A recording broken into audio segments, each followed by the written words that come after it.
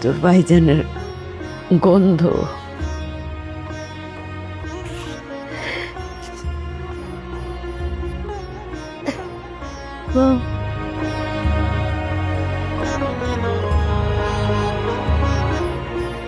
আমি না জন্মের পর থেকে কখনো আমার মাকে দেখিনি।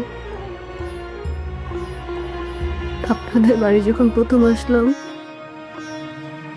আপনাকে দেখে মনে হচ্ছে আমি আমার মাকে খুঁজে পেয়েছি। নিজের সন্তান মনে করে ভুল করে থাকতে আমাকে মাফ করে দিন।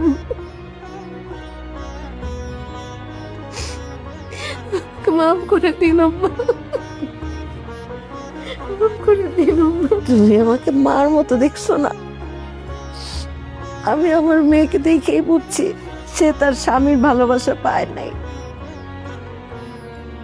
তুমি তোমার স্বামীর অনেক ভালোবাসো, কিন্তু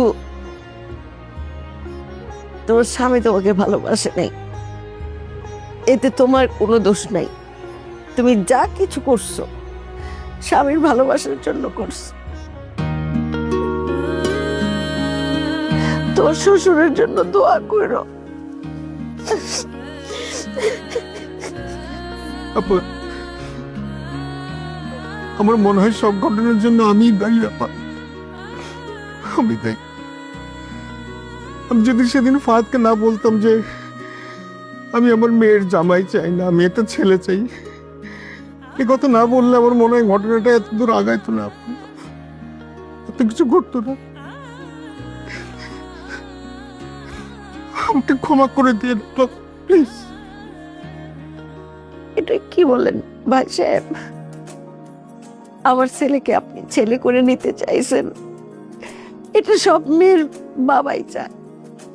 এতে তো দোষের কিছু নাই।